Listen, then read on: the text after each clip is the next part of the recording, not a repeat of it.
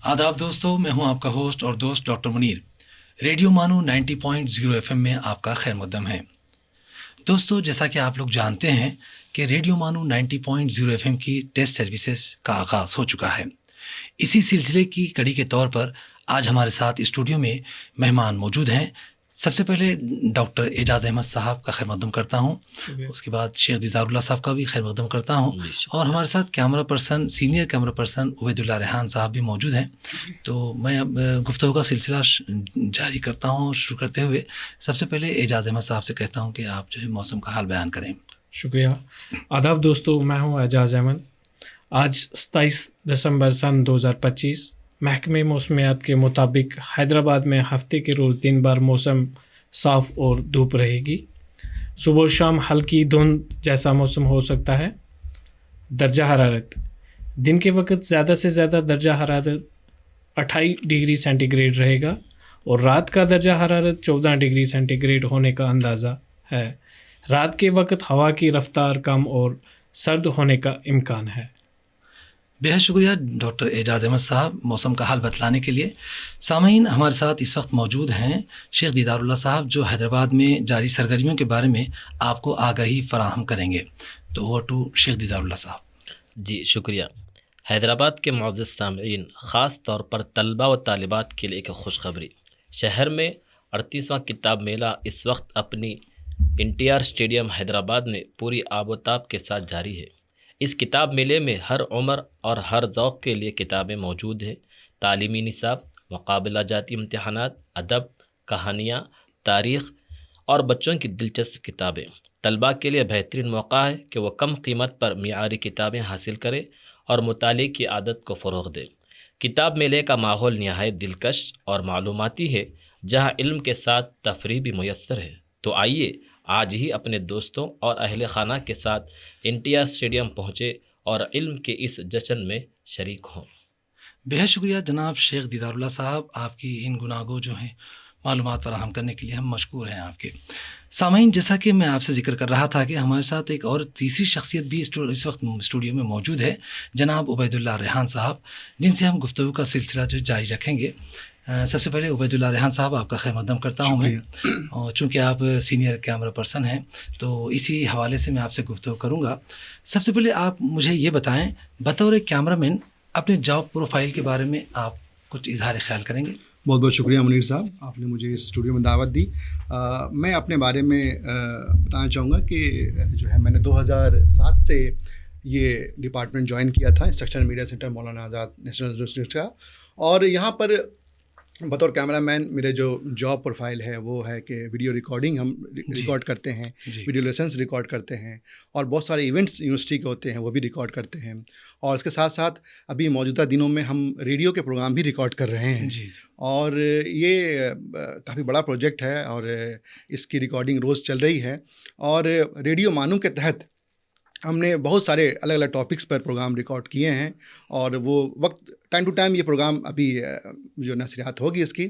और बतौर camera person मैं जो है बहुत सारी चीज़ों का यहाँ ध्यान रखता हूँ, ताकि जो है वहाँ पर जो है रिकॉर्डिंग जो है जब हो तो उसकी जो है वो फोकस क्लियर हो। उसके साथ साथ साउंड का बहुत अहम रोल होता है किसी भी वीडियो रिकॉर्डिंग में। अगर आपका साउंड अच्छा नहीं है, आवाज़ अच्छी नहीं है, तो वो रिकॉर्डिंग आपकी बेकार हो जाती है। तो इस सब चीज़ों का ध्यान देना हमें बहुत लाजमी होता है एज अ कैमरा पर्सन।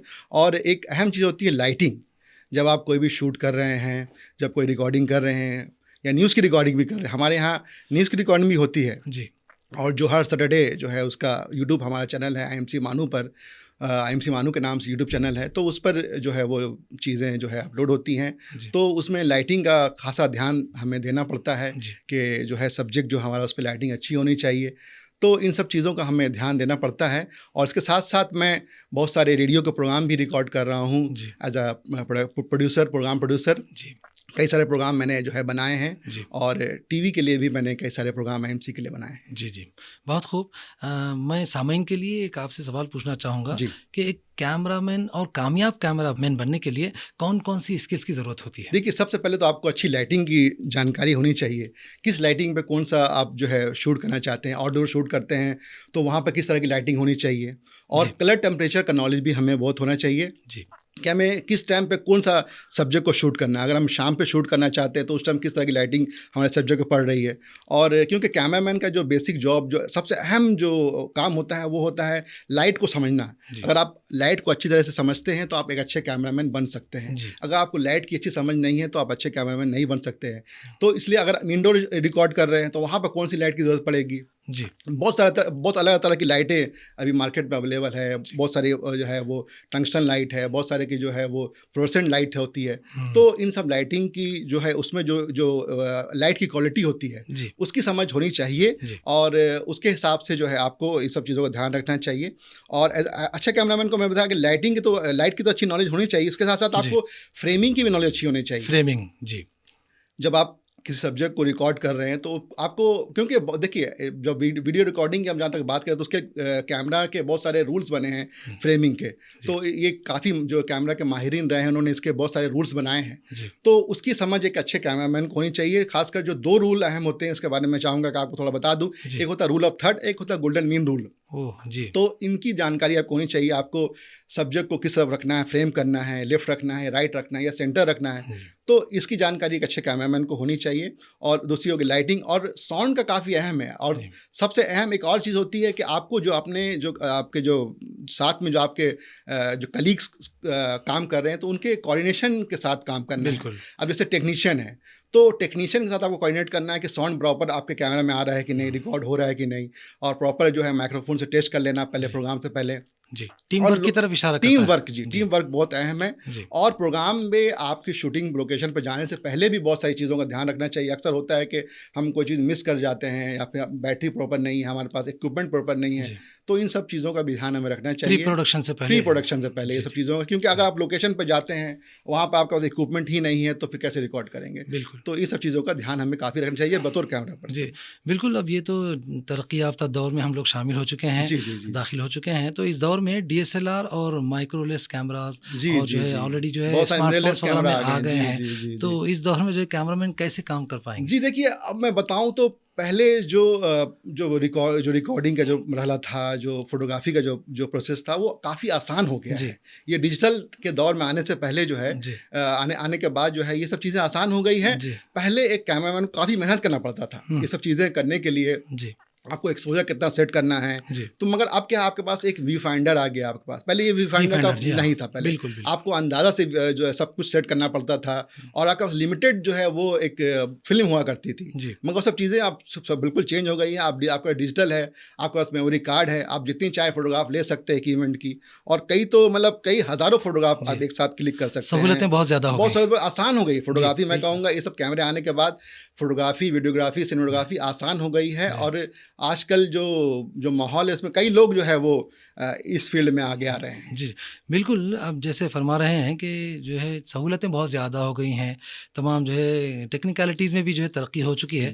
फिर भी यहाँ पर मैं आपसे ये जानना चाहूँगा कि फील्ड में शूटिंग के दौरान जो आपको मरहले 2-4 होते हैं तो उस बारे में अगर आप हमारे सामईन को कुछ बता सकें। देखिए, फील्ड में बहुत सारी परेशानी होती है। सबसे अहम परेशानी तो जैसे बताया कि एक होता है कि आप किस जगह पर रुको, वहाँ लाइटिंग अच्छी है कि नहीं। हाँ, ये अक्सर दिक्कत होती है फील्ड में भी लाइटिंग का ख्याल रखना पड़ता है। अगर मान लीजिए आप कहीं शूट कर रहे हैं, अगर सन आपके पीछे सब्जेक्ट के पीछे आ जाए तो क्या होगा कि आपको सब्जेक्ट का जो चेहरा वो ब्लैक हो जाएगा। तो वहाँ पर आपको एक एक्स्ट्रा लाइट लगाने की जरूरत पड़ सकती है। कभी आउटडोर रिकॉर्ड कर रहे हैं तो कोई डॉक्यूमेंट्री आप शूट कर रहे हैं तो कोशिश करना है कि जो है वहाँ प्रॉपर आपके सब्जेक्ट पर फेस की तरफ लाइट आए। लाइट जो आपके फेस पर आए, ना कि बैकग्राउंड में आए। बिल्कुल। हाँ, और ऐसे इंडोर आप शूट कर रहे हैं तो आप जैसे मान लीजिए कोई इवेंट को हम शूट कर रहे हैं तो वहाँ पर जो है प्रॉपर आपका स्पेस होना चाहिए कैमरा रखने का।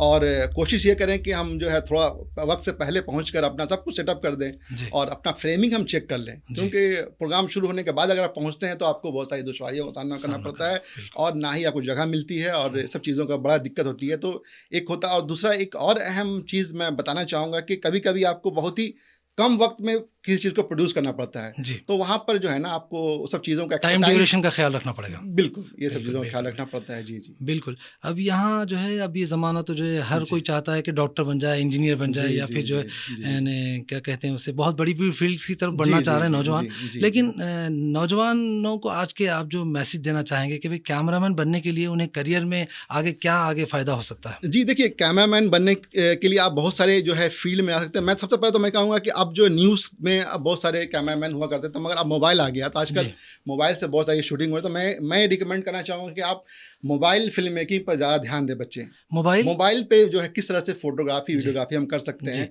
इस पे हमें सीखना चाहिए। और आजकल एक नया जो है बहुत ही अहम फील्ड निकल के आ रहा है, वो है ड्रोन सिनेमेटोग्राफी का। जी जी, क्योंकि आप आजकल ड्रोन से बहुत सारी फिल्में जो हैं और जो चीज़ें डॉक्यूमेंट्री शूट हो रही हैं, बहुत सारे न्यूज़ के कवरेज भी जो है वो ड्रोन से हो रहे हैं। तो आप इसमें आप अपना करियर बना सकते हैं। और इसके साथ साथ जो है न्यूज़ में तो बना ही सकते हैं, न्यूज़ में तो कैमरामैन की ज़रूरत है, मगर अब आजकल जो है बहुत ही मोबाइल हो गया है चीज़ें। भारी कैमरे की ज़रूरत नहीं है, ना ही आपको बहुत बड़े बड़े कैमरे की ज़रूरत है। एक छोटा सा मोबाइल में आपको सब कुछ सेट करके दे दिया जाता है, उसी से आपको शूट करना रहता है। तो ये सब चीज़ें आप कर सकते हैं क्या है। और इसके जो कोर्सेज़ के बारे में थोड़ा मैं आपको तफसील बता दूं। अगर आप इसके इन डिटेल अगर आप इसमें कैमरामैन या डिजिटल सिनेमेटोग्राफी में अपना करियर बनाना चाहते हैं तो इसमें FTII जो है एक बड़ा इदारा है। और इसके साथ साथ भी बहुत सारे जो है इंस्टीट्यूट, प्राइवेट इंस्टीट्यूट भी आ गए, जैसे अन्नापूर्णा हमारे पास यहाँ पर एक हैदराबाद में इंस्टीट्यूट है, प्रसाद का एक फिल्म इंस्टीट्यूट है, उसके बाद सारा FTI है कोलकाता में, तो यहाँ पर भी एडमिशन आप ले सकते हैं। और इसके अलावा फिल्मों में भी अपना करियर बना सकते हैं। और मैं एक चीज़ और यहाँ पर आप ऐड करना चाहूँगा, क्योंकि अभी सोशल मीडिया का दौर आ गया है, तो यहाँ पर हर कोई कंटेंट क्रिएशन में शामिल हो चुके हैं। इसमें हम लोगों को एक कैमरामैन की काफ़ी अच्छी ज़रूरत पड़ती है। एक अच्छा कैमरामैन बहुत बड़े बड़े लोग जो है हायर कर रहे हैं कंटेंट क्रिएशन। तो अगर आप इस फील्ड में अपना करियर बनाते हैं तो आगे आपको जो है ऑनलाइन मीडिया में, सोशल मीडिया में जो है काम करने का मौका मिल सकता है। ये मैं कहूँगा कि ये दौर जो है, आने वाला दौर, वो जो है सोशल मीडिया का ही रहेगा। और उसमें आपको जो है बड़े बड़े कंटेंट क्रिएशन, क्योंकि आप देखेंगे न्यूज़ में भी बड़े बड़े जो न्यूज़ के जो एंकर हैं वो, और जो बड़े बड़े लोग हैं, आप टेक्निकल हो या न्यूज़ हो, वो आप यूट्यूब पे शिफ्ट कर रहे हैं, बिल्कुल इंस्टाग्राम पे शिफ्ट कर रहे हैं। तो उनको लोग चाहिए, उस तरह के कैमरामैन चाहिए जो मोबाइल पे शूट कर सकें, जो मोबाइल जर्नलिज्म का उस तरफ जोड़ सकते हैं। जी, जोड़ सकते हैं। और कंटेंट क्रिएशन के लिए जो है ना, जो लोग शामिल है उनसे आप कांटेक्ट करके इस फील्ड में आगे बढ़ सकते हैं। बिल्कुल बिल्कुल, आप चूँकि बहुत सीनियर कैमरा पर्सन हैं और इंस्ट्रक्शनल मीडिया सेंटर में पिछले कई सालों से आप खिदमत अंजाम दे रहे हैं, तो इन फील्ड और आउट फील्ड और इंडोर और आउटडोर में जो आपने तजुर्बात हमारे सामाईन के लिए पेश किए, उसके लिए बेहद मशकूर हूँ आपका। और आप स्टूडियो में तशरीफ़ लाए और अपना कीमती वक्त दिया, मैं बहुत मशकूर हूँ आपका। तमाम मीडिया सेंटर के तमाम साथियों की तरफ से आपका खैर मकदम और शुक्रिया अदा करता हूँ। तो दोस्तों, रेडियो मानू 90.0 FM के टेस्ट सर्विसेज का आगाज़ हो चुका है। तो इसी सिलसिले में हमने आज जनाब उबैदुल्लाह रेहान साहब को अपने स्टूडियो में मदऊ किया था, ताकि कैमरे की टेक्निक्स के बारे में आपसे बात की जा सके, जिसके लिए हम इनके बहुत मशकूर और ममनून हैं। दोस्तों, रेडियो मानू 90.0 FM की टेस्ट सर्विसेज जारी हैं। इस सिलसिले में अगर आपको कुछ सजेशंस देनी है या इस्लाहात के लिए कुछ आपको अगर मशवरे देने हैं, तो आप हमें राबिता कर सकते हैं radiomanu@manu.edu.in पर। आइए अब मानू का तराना सुनते हैं।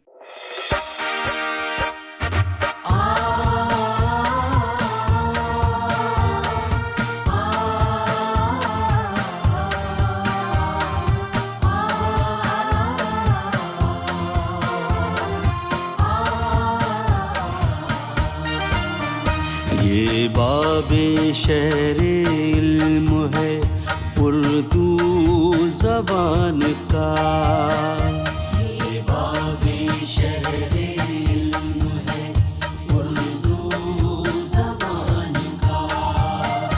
आओ सफ़र यहाँ से करे आसमान का,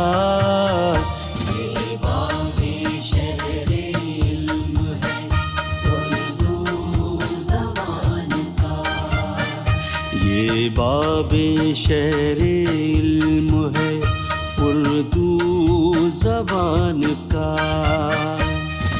इल्मो कमाल फज़लो शेयारो शूर तक फैली है दिल नवाज महक दूर दूर तक। मिलता यहाँ निसाब है सारे जहान का, ये बाबे शहरे इल्म है उर्दू ज़बान का, ये बाबे शहरे इल्म है उर्दू ज़बान का।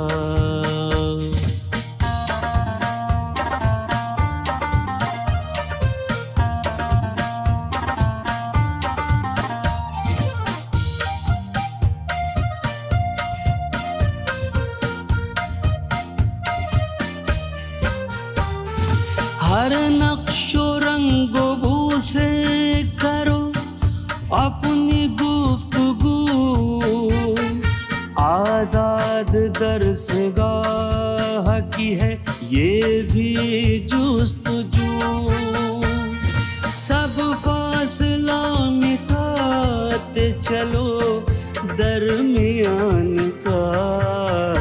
ये बाबे शहरे इल्म है उर्दू ज़बान का।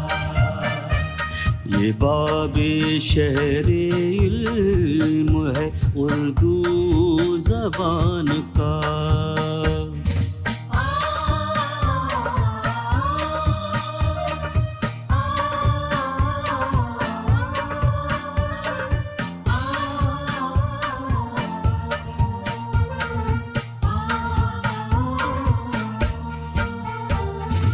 ग़र्बो जुनूब से हो के शर्क़ो वो शुमाल से आगे बढ़ो ख़याल मिला दो ख़याल से।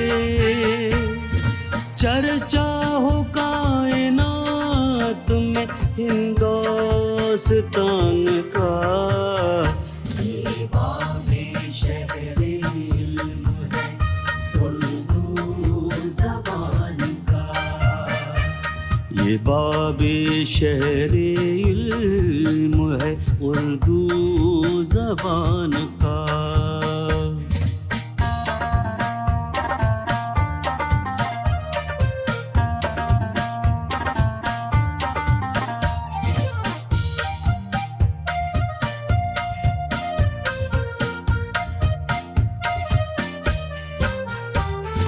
फसले सदा बहार से बस्ती बसी रहे।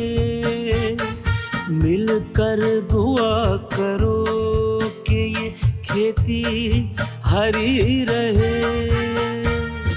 साया रहे सरों पे किसी साहिबान का। ये बाबे शहरे इल्म है उर्दू ज़बान का। आओ सफ़र यहाँ से करे आसमान का। ये बाबे शहरे इल्म है उर्दू ज़बान का। ये बाबे शहरे इल्म है उर्दू ज़बान का।